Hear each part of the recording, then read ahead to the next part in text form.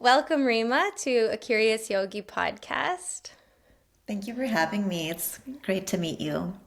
Yeah, it's super nice. I'm really excited to spend some time with you. Like I said, I just finished your book, A Yogi's Way, yesterday, and I really loved it. I love the way you write. I love the way you share about yoga and Advaita Vedanta. It was really just super inspiring to read. I kept highlighting parts from the book and screenshotting them to my yoga friends, like, oh, I'm Oh reading yeah. this book, I'm doing this podcast. It's so nice, and when you kind of see threads, like, in the book, like you quoted so many teachers and authors and yoga people and non-yoga people that I've also like read and took inspiration from, like Mhm. primarily Nisargadatta. Like Yeah. I am that is like my favorite spiritual text, and you quoted him so much, so I just right away I was like, yes. Well, we're the same in that because that's my favorite text too, and he's my heart teacher. So yeah, I had to get him weave woven into the book for sure. Yes, I really loved it. And also, you quoted authors like Gabor Mate and Viktor Frankl and Mhm. Marshall Rosenberg of the nonviolent communication method. Like, there are so many of these wonderful teachers, and I loved how you were able to always bring it back to the oneness and back to the point of yoga, even from non yogic teachers or like Mhm. thinkers. And I really loved that and appreciated that about the book for sure. Oh, I'm so glad.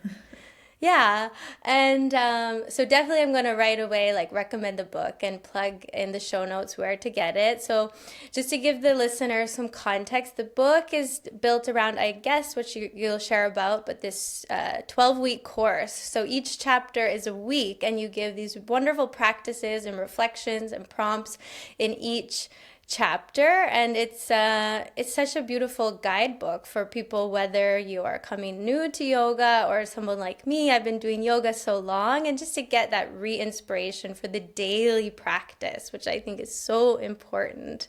And along with all those, sort of famous or well-known teachers in there, I also loved that you spoke a lot about your relationship with your grandparents and the inspiration you took and take from your life from them. So I'd love if we could start there with just speaking about your relationship with them and your inspiration to write this book. And you shared a bit about your journey as a single mom. So I'd love if you just kind of gave us, your story in the Coles Notes version. Okay. Well, that was those were my favorite parts to write about, and yeah, well, I feel so lucky that I got to grow up with yoga and have my grandparents near me and just to be able to witness them and their practices. Um, yeah, well, I'll start with my grandmother. On my mom's side, my mom's mom. I know I write about her because she's such an example of the truth about life, which is that it's challenging for all of us, and whoever we are and whatever we're doing, like we will have rocks on our path, and life is up and down. Like no matter how much yoga and spiritual practice we do, that's always gonna be the case, you know. And her life was remarkably challenging. Just to give the listeners a feeling of what I mean, just like take it. We're from India, and she grew up in central India in a small town, and was taken out of school in the eighth grade at the age of 14 to get married to my grandfather, who was 7 years her senior. And but they had never met or spoken with each other or seen each other. It was like what we call a blind marriage. And 14, that's like you're a child at that age. So they got married, and then she moved from central India to Delhi, which was it's like a 15-hour train ride, which in those days especially, that's very long, very far away from where she grew up and all her family and friends. And then all of a sudden in a city. pregnant by 16, had four girls in a very patriarchal society where it was kind of looked down upon to not at least have one son. But she would say with pride, like, I wish I had seven daughters. So I write about her because she was just very like joyful. Yeah, I loved it. Actually, at the end of the book, you shared that beautiful photo of your grandmother with your mom, and you can see in the photo the it's not even like a happiness. It is a kind of deep joy that's radiating out of her face, and she's so young. She looks younger than 18 or whatever she was there. But you Yeah. can see in the softness in her face and her eyes. Like Mhm. I can imagine it's powerful to have such a female role model in your life as Yeah, her. yes. And often, like, with yoga, it's such a path of like, we're trying to tap into this deep peace and be peaceful. And sometimes we think that it's like when the outer world shifts and it gets better, or when these things happen in my life, then I'll finally be at peace. But her story is so powerful because her outer life was tough and it remained tough for a lot of her life, and dealing with really huge systems of inequality, whether it was the patriarchy or the colonialism, just really oppressive systems. But she was joyful in her day-to-day life, and just found so much joy through her daughters, and she had a community that she connected with, and kept just regular connections with her community, celebrating all the festivals, singing mantra, dancing. And so it's like, it just for me is such a teaching that like joy is our birthright. And so many of us, we are conscious of the inequalities in the world and the oppressive systems that we can't run away from. And we try to change things, and maybe we'll succeed, maybe we won't, we don't know. But like whether we do or not, joy is our birthright, and we get to be happy and like find happiness in our daily life through our friends, our families, our communities, our practices. We get to celebrate life, no matter what. And so that's just like I find powerful. Yeah, to have witnessed that firsthand, by just being with her, and just that reminder that things out there are tough now, and they can remain tough, and they might get worse, but we can find peace, and we can radiate that, and we can enjoy our lives. Um, Hmm. that's a big lesson from her. And she was singing mantra all day. Like that was her main practice. She knew the wisdom texts and read them, and but I think like just having those mantras going through your mind, from morning till evening, while cooking, cleaning, running errands, like you have these beautiful, powerful vibrations in your mind and messages that remind you of your strength and your resilience, and that you're inseparable from pure light, and that your capacity is boundless. Like when you have mantras going through your mind all day, every day, those messages, they you start to embody them. And so I feel like she did. She's like, well, I have this obstacle and this challenge, and my grandfather ended up living abroad for work. So she really raised her daughters on her own, which takes a lot of strength, and courage and stamina.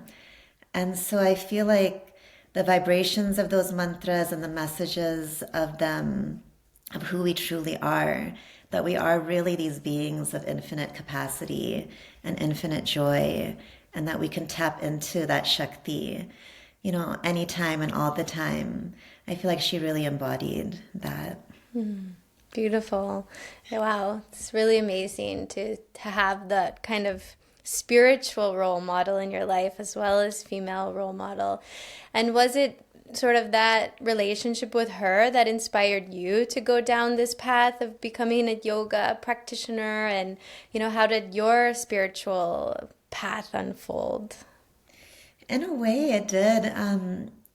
Both my grandparents, so my grandfather, he was also a yogi, but it's in Indian culture, it's like there's a lot of yoga practitioners, not necessarily teachers.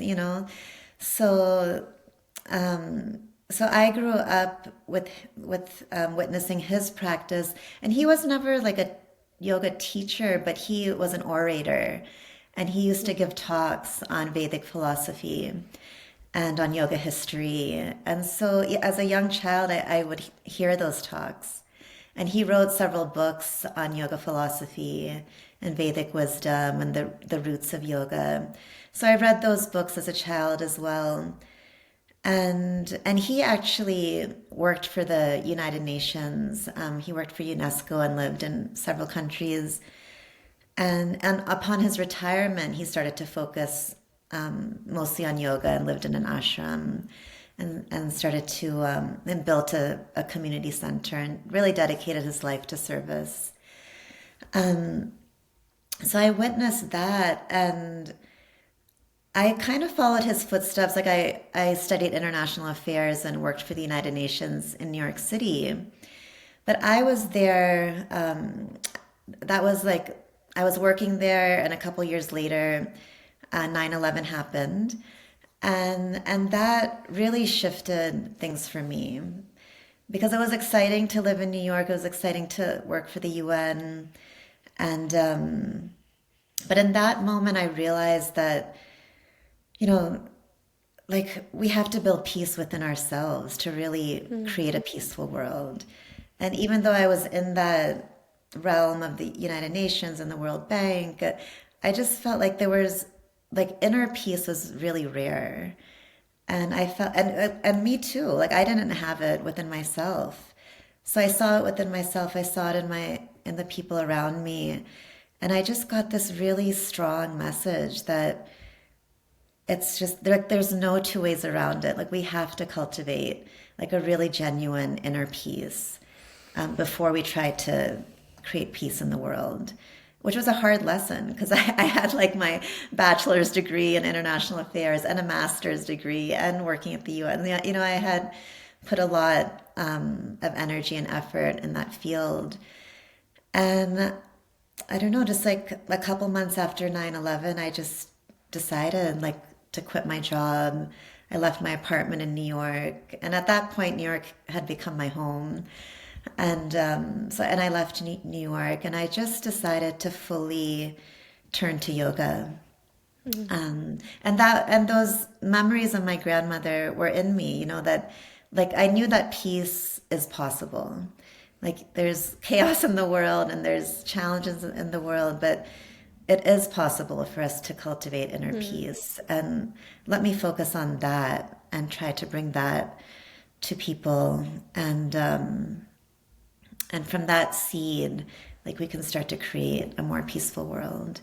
So that was, 25 years ago or so, 24 years ago.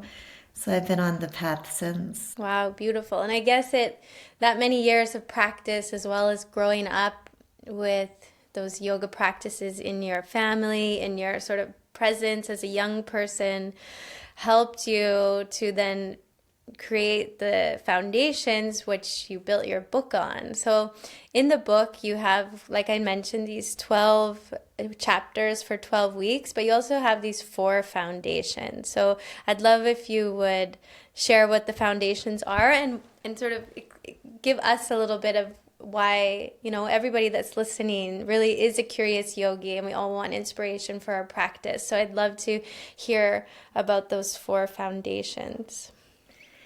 The first foundation is motivation. So really feeling like we're doing this practice for others and we're loosening blocks in our body and in our mind to awaken creative energy or dormant energy so that we have more insight and wisdom and love to give.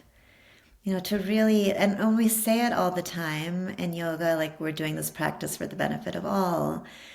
And but I feel like it's easy to say those things, and it's another thing to really feel that, like in every cell of your body. And the only reason I know the difference is I'll share a story with you, like I'm bringing my grandparents back again. A year after I started teaching yoga, I had left New York. I ended up moving to San Francisco, and I got lucky. I got a really great full-time job with this beautiful yoga studio in the heart of San Francisco, and I it was such a big deal for me to shift my life so radically.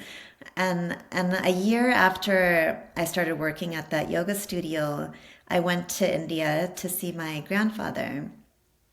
And he lived in this tiny tribal village in central India, Madhya Pradesh. And I went, and the first day I was there, I was like, I called him Bapuji. I said, Bapuji, I changed my life completely. Like I quit I'm teaching yoga full time. I'm so happy. Like I'm so strong in my body, and I feel like strong in my mind, and I'm just making all these tough decisions, but I just feel so good. And he turned around and he looked really upset. And he had this really stern look on his face. And he was like, Reema, this is not about you. He said, we do yoga for others. And then he took his hands and he said, service and spirituality go hand in hand. He interlaced his fingers. And yoga helps us become personally fit and socially useful. And it was really powerful to hear those words, because I thought I understood that, that yoga is service and we do it for others. And I was teaching, so I'm like, I'm serving, I'm teaching full time and working at the studio. But it was still in my mind, like about me, like my peace and my health, and, and I want to share that.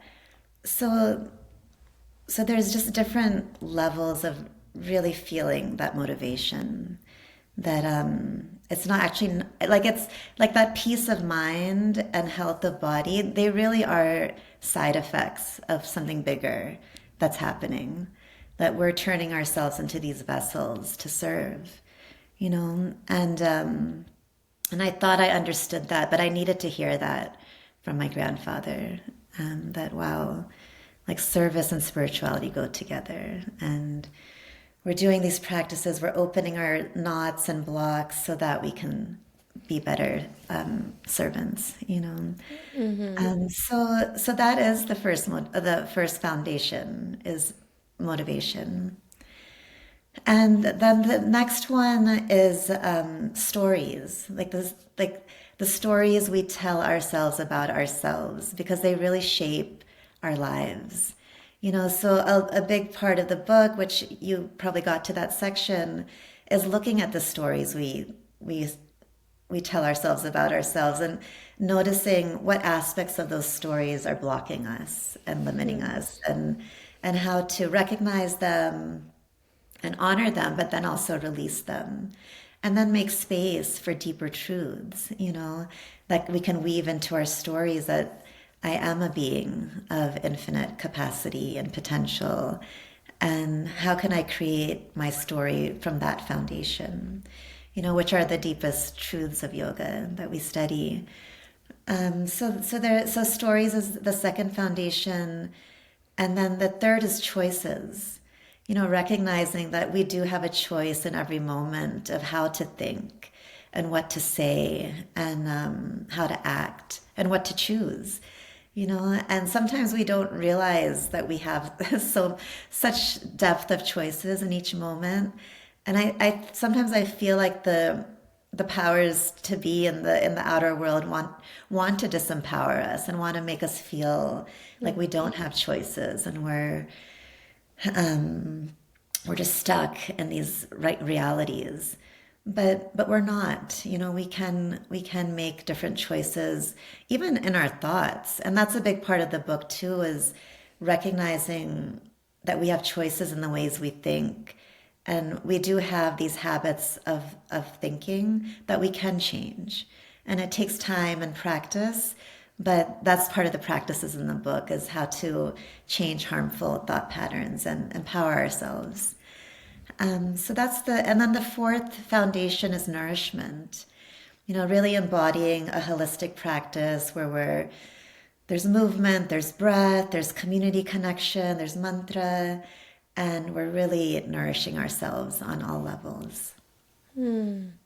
It's so complete there because each foundation is a kind of umbrella which so many practices and principles can fall under and yet sort of go across as well. So I love the way you broke that down because it also helps it be more memorable in the moment, when we're building on the practices. And each week it's like, you laid out 12 beautiful weeks, but then to step away and remember each one might be a lot, but to have the foundations to know, like, we can root down into those fundamental even ideas, like you said, to contemplate and put our attention on. I think, yeah, it makes sense to me, definitely.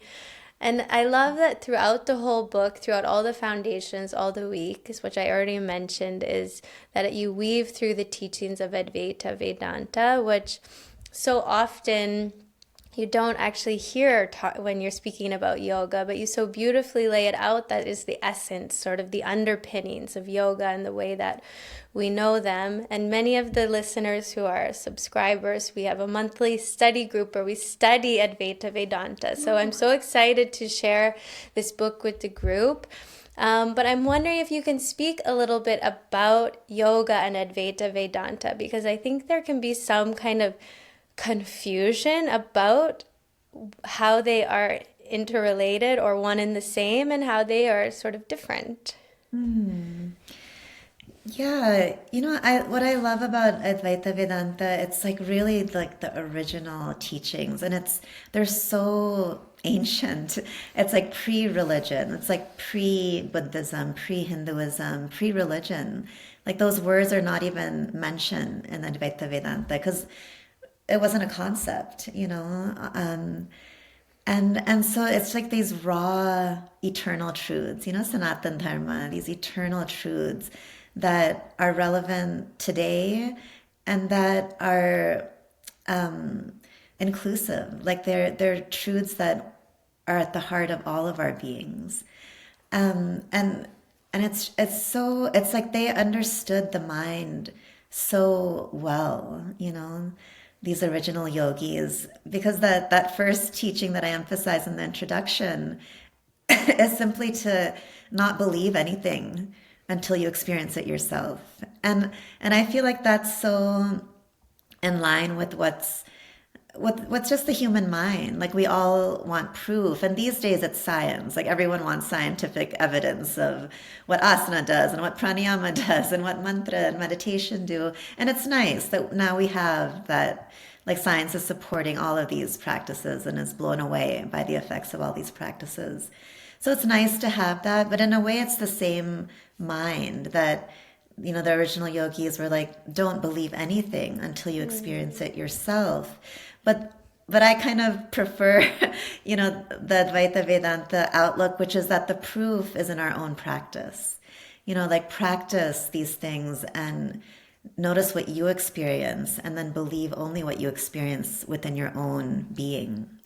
So that's so inspiring because it's not like, oh, I have to read a book on science to believe this. It's like, no, I have to embrace a daily practice and observe the changes within my own mind and my own body and my own spirit, and then I'll believe that this is real. So that foundational teaching is really beautiful to me, and just the freedom for each of us to explore our own process in spirituality. It's like there's all the layers to the practices. Like even with mantra, we sing to a deity, and or several deities, and we can see those deities as these outer beings that are reminding us of truths that, like, for example, that we are strong, that we are brave, that we are creative, that we have the possibility of peace, that we have the ability to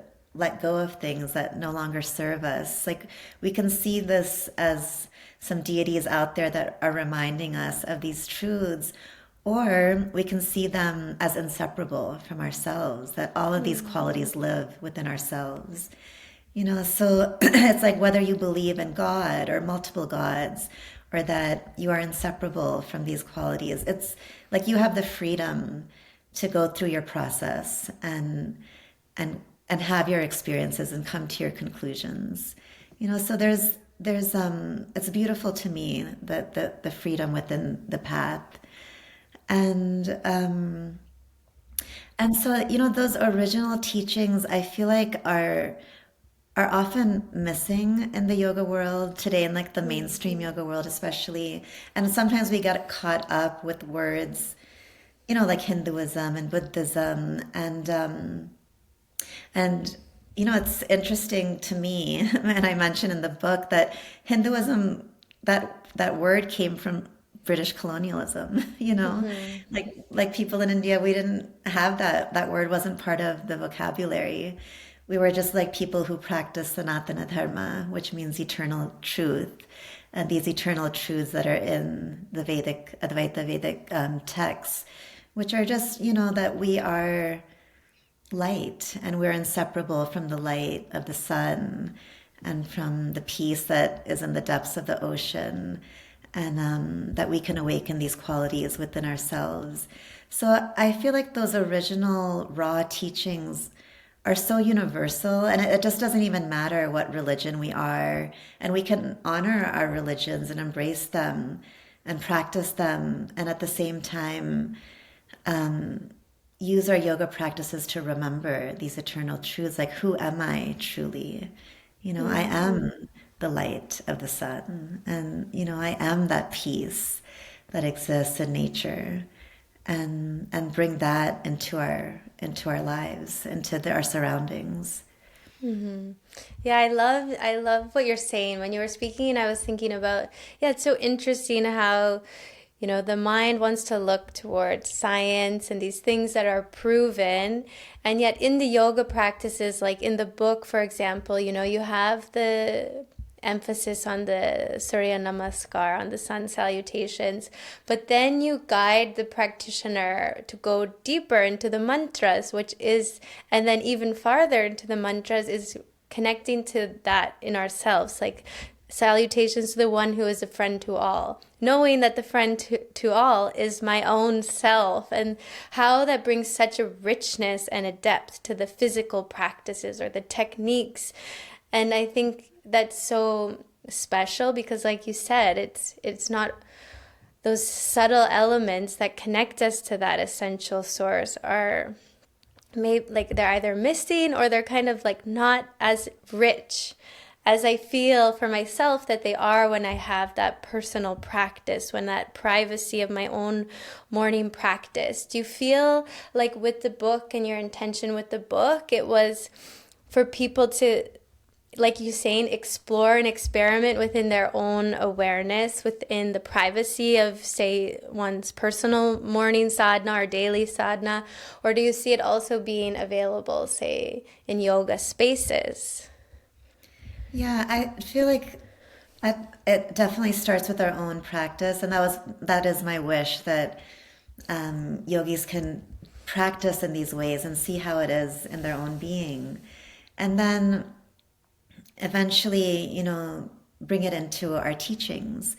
And I wanted to take time to explain Advaita Vedanta and those non-religious roots, and how the motivation is really to empower ourselves and our students, and so just to get really clear on those roots, because I think a lot of yoga teachers maybe hesitate to bring in mantra and these other dimensions, because the appearance is that it's all of a sudden religious, or and and I don't know how it is in Sweden, but like in the States, there's, studios that are like, we don't ohm here. This is an ohm-free studio. Yeah, it's like There's that that here.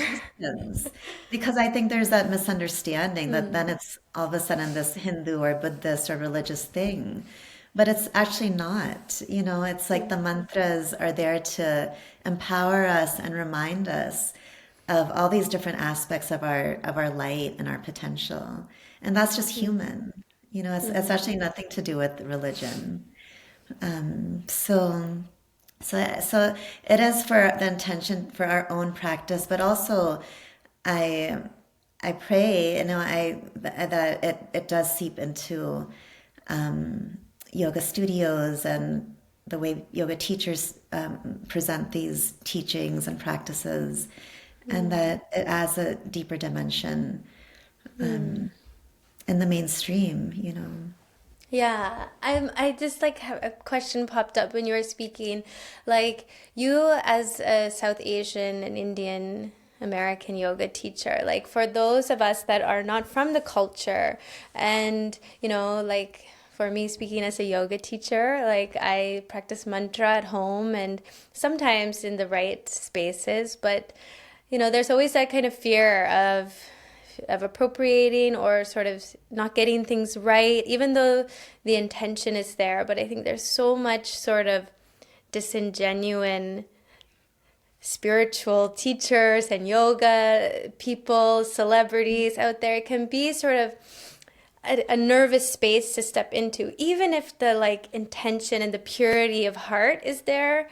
So I'm wondering what you would say to other yoga teachers or people that are sharing yoga like me in that way. Yeah, I heard one of my teachers say once, like, don't worry about what other people are doing. Just be aware of what you're doing. So again, just coming back to your own practice and teaching, your motivation, like, do I want to bring mantra into my classes to really serve my students on these deeper levels? And if that is firm and clear, like if you mispronounce the Sanskrit mantras a little bit here and there, I really don't think that, I think that's okay. Because the vibration, it is affected by the pronunciation, but it's also affected more by the intention. Mm, And so I would, give yourself grace that I'm doing my best, like I'm making an mm, effort to learn this practice, to practice it in my, embody it in my own practice. And now, like when as I feel ready to share it, I'm going to do my best in sharing it. And mm, know that if you mispronounce this, that the Sanskrit isn't perfect, it's okay. And that you're listening to audio versions and you're doing your best to learn and share, as mm, authentically as you can. So I would keep it simple like that, and know that there are people who take the role of being some yoga police man or woman and might have judgments, but the bigger energy is, they're really, it's all energy. mm, The physical is a small part of our reality. So energetically, if you're good, then it'll be okay. you know mm. if you Yeah, thank feel that you. call to share and you think that, oh, but I don't have the Sanskrit pronunciation perfect, I would follow the call and turn your students on to, like, I have an audio of the mantras, the 12 Surya Namaskar mantras. You can teach something and then turn your students on to a source and say, I'm teaching these 12 mantras today and I'm doing my best with the pronunciation, but you can link onto this website or whatever and hear them Mm. yourself from this person too. Yeah, that makes so much that even just to be sincere and honest as a teacher, Yeah, like, we're yeah, all sort of on this path as well. And when you were speaking, you totally reminded me of my own teacher, and he is actually from Madhya Pradesh Oh, really? also. Yeah, he's Oh. since passed, but Oh. he once said that it doesn't matter if you speak Sanskrit because life is not a language.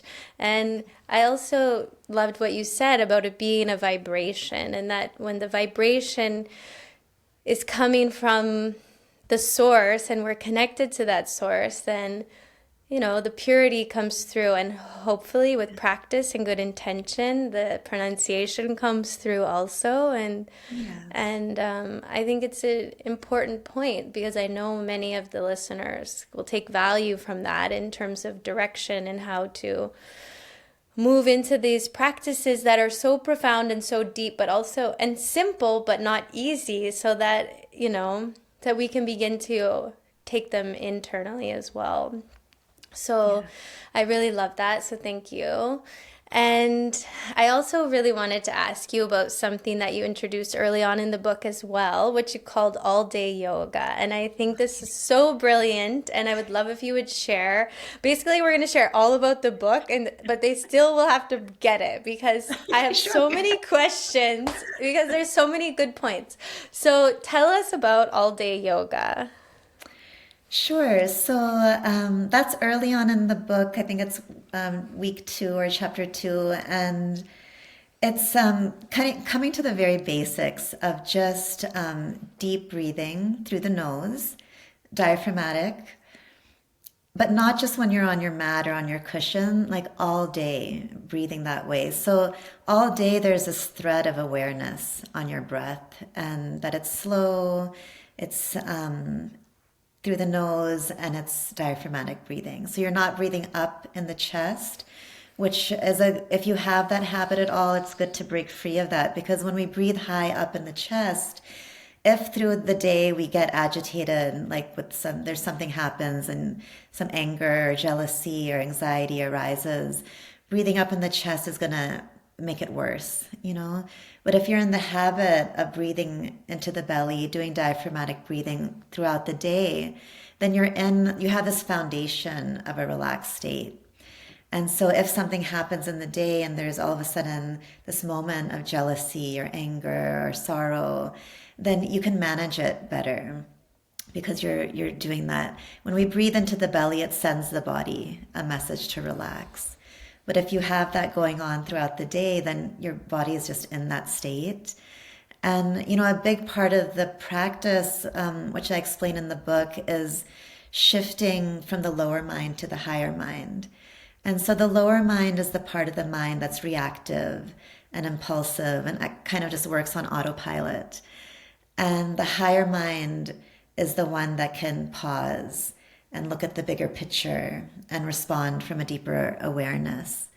And so when we're breathing slow and deep throughout the day, we're also priming ourselves to be in that higher mind and not be reactive, which it's easy to say, like, pause, respond, and but it's really hard. Like when something happens in your day and there's all of a sudden this moment of anger, it's really hard to train ourselves to not react.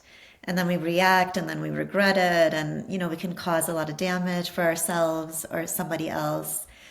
And so just that one thing of just breathing slow and deep through the nose throughout the day, it primes us for those tough moments that we can actually slow down and stay calm and respond from a deeper awareness. Yeah, I love that because it really brings in such a simple, sort of catchy kind of way this reminder that yoga is not a physical practice, it's a breathing practice, it's an awareness practice. It's so much combined, and that when we remember that, it's like, yes, the time on the mat has its purpose and its place in our life, but how to actually bring yoga into life, like, it's such a good reminder that we can practice yoga all day. So I loved that and I really appreciated it. And one other practice I loved, I think I have it written down here, was week 7, or Okay. maybe, yeah, week 7. And it was the practice of guarding the gates.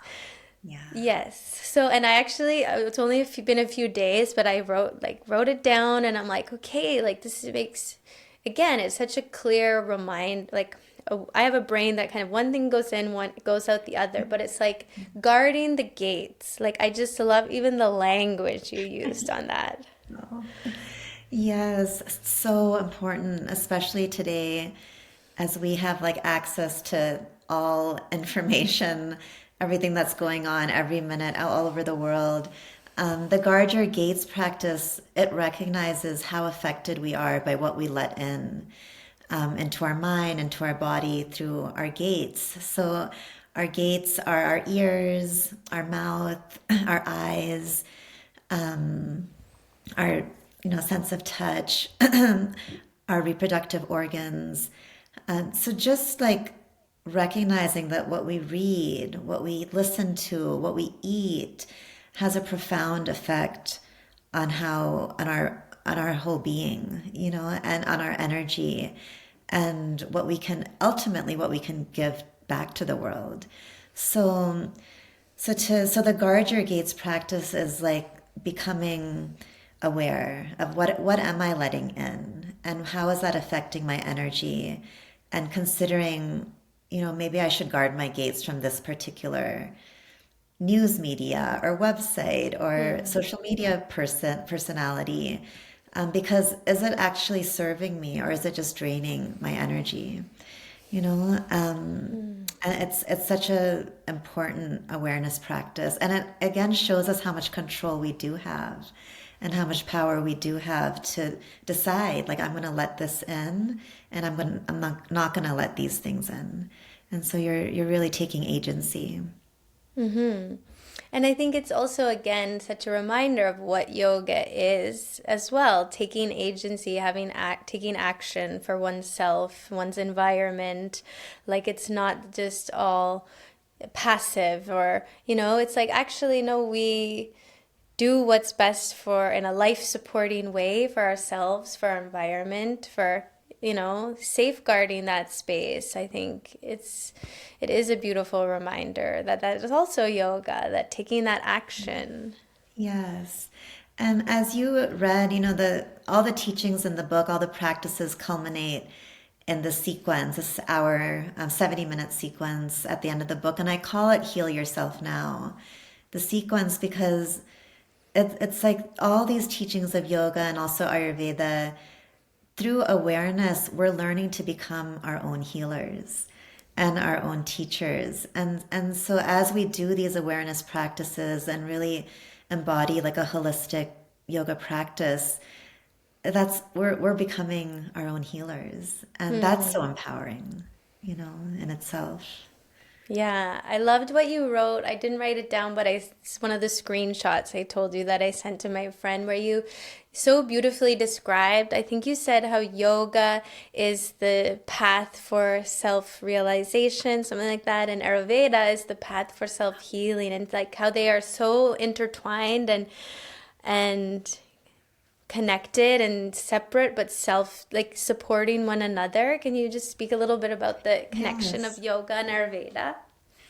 Definitely. Yeah. So yoga is a path of self-realization. It's really like opening our mind and body so that we can directly experience who we truly are. And that in the Advaita Vedanta text, that who we truly are isn't really pointing to our personality or particular gifts. It's really pointing to this deeper truth that we are beings of infinite possibility, that at our soul level, there's just a field of possibility. And like realize that dimension of yourself, realize that soul truth that we all carry. And then as we practice yoga, we also get in touch with our swadharma, which is pointing to our unique gifts, the really, unique offerings we were born to contribute to the whole of life. But self-realization is really that deeper truth that I am infinite light. I am eternal. I am an eternal being. I am capable of infinite possibilities. So that's like self-realization, which is why again, yoga is so beyond religion. and all these categories we place on it. So beyond Hinduism and Buddhism, just that those eternal truths. I am a being of pure light, and it's not about just saying that or reading that. It's really about loosening the knots in our own system so we can feel that in every cell of our body, and then that really affects our decisions and how we live our lives. So that's the self-realization. And then Ayurveda, it's like the practice of self-healing, where we start to understand ourselves more as individuals. Like, how are the elements balanced within my system: earth, water, fire, air, ether? And how does the balance of those elements within my particular system, how does that affect the tendencies of my mind and my body? And how does that lead to imbalances? And how can understanding those elements help me regain balance when I feel imbalanced? So they really work hand in hand in those ways. But what I love about Ayurveda, which I emphasized in the book, this because it's such a huge field, I wanted to just the reader to really appreciate how, through Ayurveda, we start to understand ourselves that, oh, I have this balance of elements. So this is why my mind does this. For example, like maybe I have more fire in my system. I have a dominance of fire. So when my mind is imbalanced, there's a tendency to move towards anger or irritation, these fiery emotions. Or physically, there's a tendency for more heat in the body. So I might experience more inflammation or, skin disorders. And so through understanding, it helps us build compassion for ourselves. Like, oh, my mind has a tendency towards anger because of this fire element. So I'm not going to judge myself, but I'm going to have that compassion. And I'm also going to understand that when I'm feeling fiery in my mind and that anger starts to rise, I have some practices in my toolbox that I know, like I'm going to go into the outside into nature. If it's a cool day, I'm going to like let myself be in the cool air, or I'm going to drink some water or some liquids that are going to cool my system. I'm going to have certain foods and herbs that are going to cool my system. So it's again like that awareness and that understanding.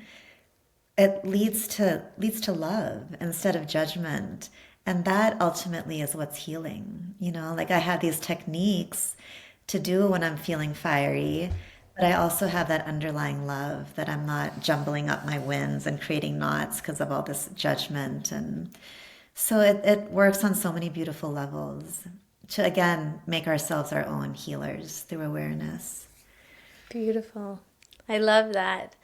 I love that. And I thank you for sharing that. And I know because I want to finish all my questions, and I know your Sure. time is precious. So in moving on into chapter, I think it was 9, which was alchemy, you Oh, quoted a verse from the Katha Upanishads, which I'm going to read, and I would love, because I want the listeners to hear how beautiful it is, and I'd love for you to just share a little bit about alchemy, because I just even love the concept of alchemy in our yoga practice.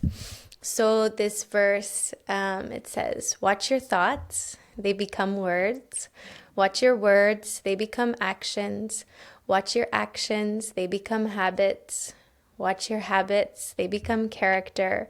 Watch your character, for it becomes your destiny.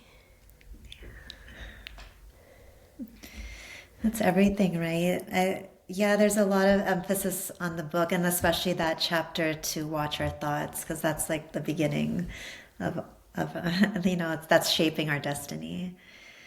Um, and these days we hear it's becoming more common to hear scientists say things like, our thoughts shape our reality, and but this is like ancient wisdom that was so deeply understood, like over 5,000 years ago. So in that chapter, the main practice is check your thoughts, or check your heart, change your thoughts, because our thoughts ultimately are coming from our hearts. So it's like, yeah, we have these practice. We look at the yamas and the niyamas and use that as a foundation to check our thoughts. And because I feel like that happens also in the yoga world, that we brush through those first two limbs, and we were like, oh yeah, of course, I'm honest, I'm compassionate, like I'm not a violent Mm, person, so like let's move on. I got that.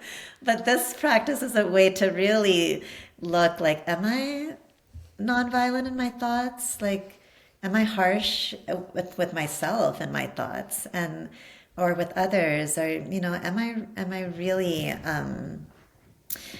embodying these yamas and niyamas? And so that awareness practice to check your thoughts is something we end up doing every day. Looking at those 10 yamas and niyamas and looking at our day and seeing how did we do actually, you know.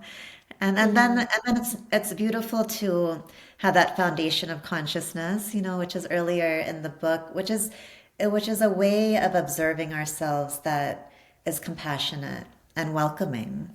That, even if I notice that, oh, I'm actually a little violent in my thoughts, with this particular person or with myself, then like having the spacious awareness to allow that and to be able to see that and then work on changing it, instead of mm, again being like, oh my God, I'm like this horrible person. And it's really, I feel like that's so important, just our having that seat, being in that seat of consciousness as we do all these practices, which is a mm. really loving presence, compassionate, forgiving presence. Beautiful. And so beautifully like leads me to the next point that I have written down, which is your own words, your own quotes towards the end of the book. I don't know where I wrote it down from, but I found that it was just so touching. So you said, for me, meditating on consciousness has made me more daring. I'm willing to try new things and tread unfamiliar territory because I'm in touch with the part of myself that is unaffected, undisturbed, and undamageable, whatever the outcome of my actions may be. This has helped me to see my life as an experiment, which I love. And then you just below that quoted once more Nisargadatta, and he says, consciousness is my home. It is love. It is who I truly am. So I'm wondering if we can just finish with you touching on the importance of meditation as a yogi or a yoga practitioner, as a spiritual seeker, and what this meditation on consciousness or establishment in consciousness means, for, of course, as a practice, but also for you personally in your own life and in your own journey. Yeah, meditation on consciousness, it's again going back to Advaita Vedanta, one of the purposes of practice is to turn concepts into direct experiences. That emphasis on direct experiences so much in the original text. And that's what meditation does, especially with consciousness. Like, consciousness can feel like such an abstract concept, like this. And the way I describe it in the book is like our innermost being. It's like who we are on a soul level. The very essence of our being. If we can like really unlock the blocks in the body and mind and connect with our deepest innermost self, we find silence, and stillness and this infinite vastness. And it's powerful to experience that and to really rest our minds on that for longer and longer amounts of time, which is meditation.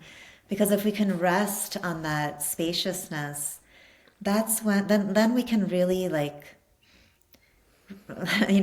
rejuvenate and recover and energize and heal.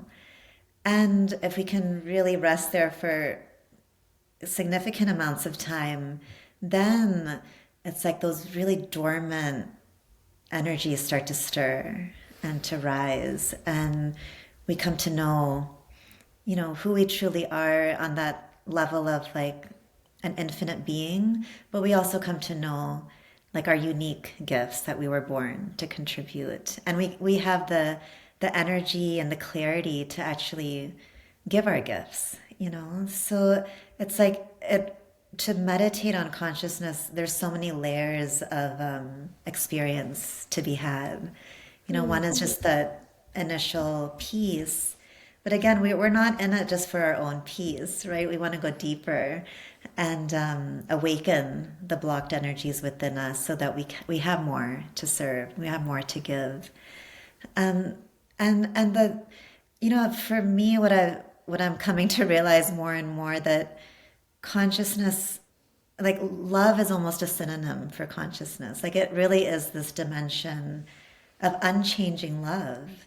So it's like I was explaining a bit in that chapter, like whether we fall on our face 100 times or not, it's like that love is unchanging, and when you really meditate on consciousness, it feels like such a huge love. Like it's hard to put words to it. It's really like the love of God, or whatever word you want to use.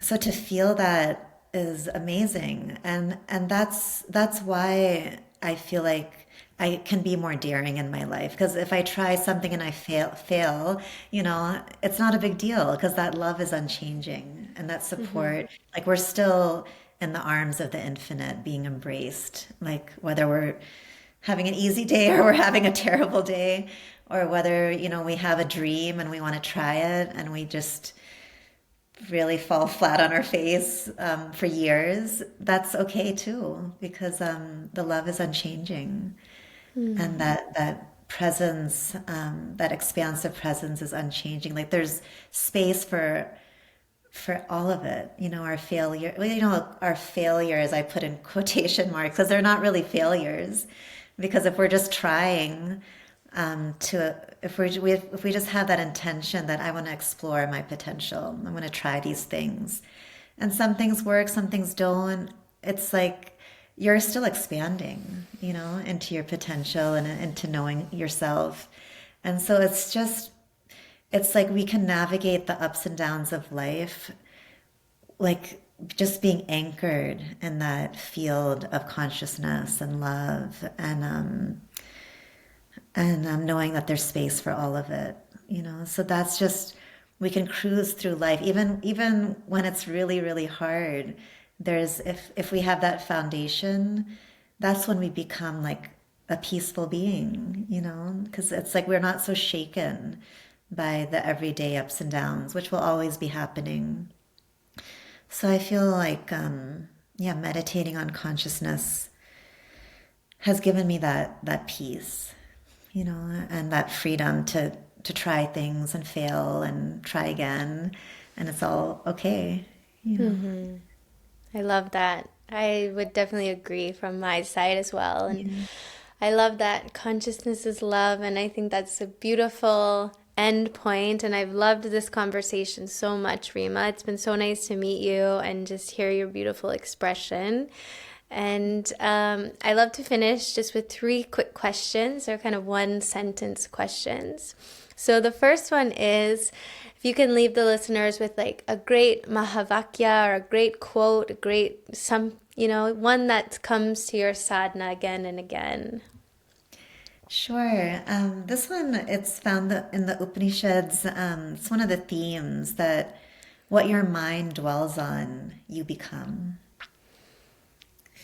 Nice. I love it. And at this point in your spiritual journey in your life, is there anything you're still curious about? Gosh, everything. That's a good answer there. Yeah, just the depths of consciousness. And, we talk about siddhis like telepathy and being able to heal people. Like there's this exotic phenomena. But I think we each have the capacity, for these things. And yeah, I get curious where consciousness can lead us, and the Me depth of the too. dimensions, and how, telepathy and all these things, we can use them to, again, to better serve people. It's not just about, having these cool abilities. Definitely. Yes. And finally, if you had to sum up this conversation in one sentence. Oh, I love feeling like we're a team, you know? Like just when we were talking earlier about, the Sanskrit mantras and pronunciation and just feeling like you're not on your own, like let's be a team to each other. Like if I can help you with Sanskrit pronunciations or you can help me in this way, like let's all, like the yoga community, the yoga teachers out there, let's see each other as we're in this together and we're deepening our practices together and our teachings together, and we can help each other in the ways that we can.